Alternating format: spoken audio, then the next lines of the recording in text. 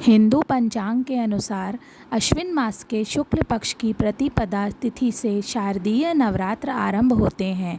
ये 9 दिनों का वह पवित्र समय होता है जिसमें माता रानी के अलग अलग स्वरूपों की पूजा करी जाती है।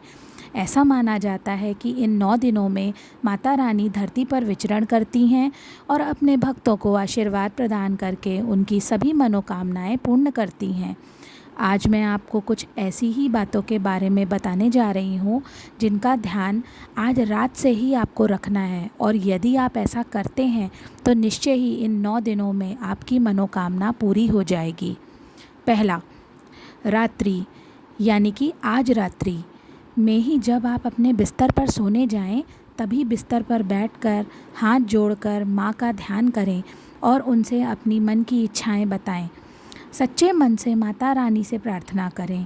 कहा जाता है कि रात में यदि हम प्रभु का ध्यान करके सोते हैं तो उस नींद के समय की गिनती भी हमारी पूजा में ही हो जाती है और उसका भी फल हमें ज़रूर मिलता है।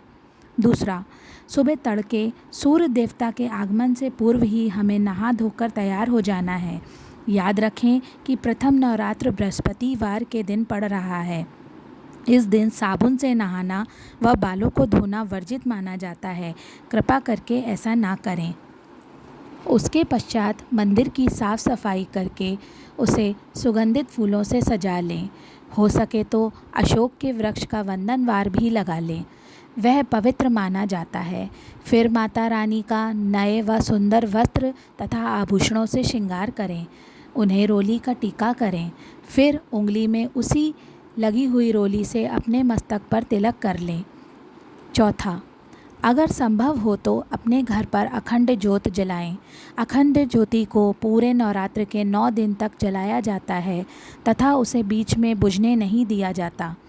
याद रहे कि यदि आप घर पर अखंड ज्योत जला रही हैं तो घर को बंद करके कहीं ना जाएं।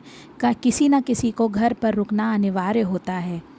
प्रतिदिन माँ की पूजा अर्थात चालीसा व आरती सुबह व शाम को करनी चाहिए। इसी के साथ यदि आपके पास समय का अभाव न हो तो दुर्गा सप्तशती का पाठ 9 दिनों तक करना चाहिए। इस पुस्तक में 13 अध्याय हैं जिनको आप अपने अनुसार 9 दिनों के अंतराल में बांट सकती हैं, जिससे नवमी की शाम तक यह पाठ समाप्त हो सके। इन सभी कार्यों को आप अपनी सामर्थ्य के अनुसार ही करें, क्योंकि माँ किसी भी सूरत में अपने बच्चों से नाराज़ नहीं होती हैं। माता रानी आप सभी भक्तों की मनोकामना पूरी करे। जय माता दी।